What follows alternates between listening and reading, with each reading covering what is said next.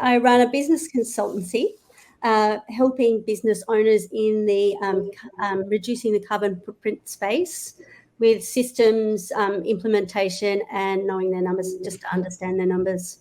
Yeah. So okay, very good.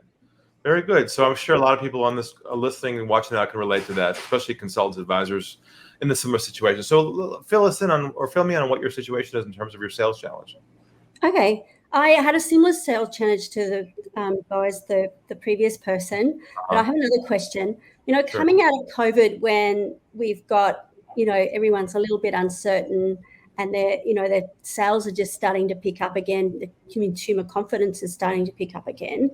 What would be a really good strategy in terms of, you know, some people expect a bit of a free part or a bit of a kind of, you know, give them extra, or, you know, give them a free part of it, or or you know, a discount because of COVID. What would be a really good strategy in order to keep your prices where you want them?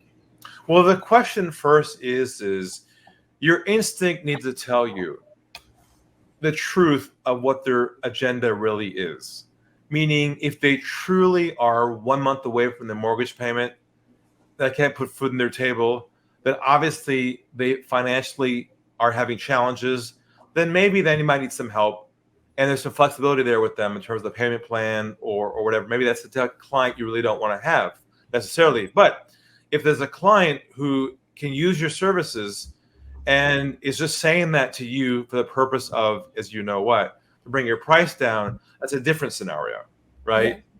So if they say to you something like, you know, Georgina, can you discount that fee? What you can say is this.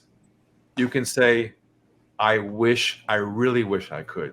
I wish I could. The challenge is that there are other people who are also interested in working with me at the moment for a much higher fee. And what I don't want to do is give away the slots they might want at a lower fee. I just don't need to do that anymore, and it's not necessary. So the question for you is, and here's how you go back to them now, is it a priority for you to finally address the issues we've been talking about today?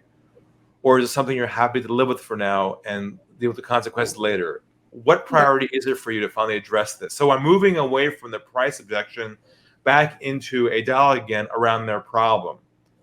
And also, here's another one for you too. If they say to you, for instance, they might say your fee is too high, then here's what you can say to that. You can say, you're absolutely right. It can be perceived as high.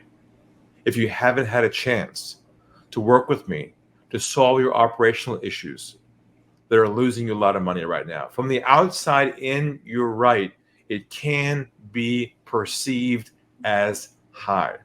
But would you be open to really looking at your situation and building a business case so we can build a justification for this? Would you be open to that? So what I just did there is I diffused, I re-engaged. And by the way, it's true, right? The perception on the outside in is it may be high because they haven't had a chance to actually see your value yet, because they can't experience you until after they're a client, not before they're a client, you know? That's right. Is that helpful for you? Yeah, that is really helpful. Thank you. I think a lot of especially in the coaching space at the moment, if I was to coach coaches, they all are expecting free because that's what's been put out there, especially on social media. So if you're marketing on social media, then they're saying, well, okay, some people are offering me 3 days free coaching as a kind of just a lead in, or you know. So how you differentiate with that is to say, look, a lot of coaches give away their program for free because they devalue that part of the process. For me, it's different. My clients pay for and get the value from me up front from the beginning. It's your choice. I will warn you in advance, though. Sometimes those free options are designed to do one thing: to hook you into the paid program. So the question is this: Do you want to drag yourself through a free program which you know is a setup for a sale?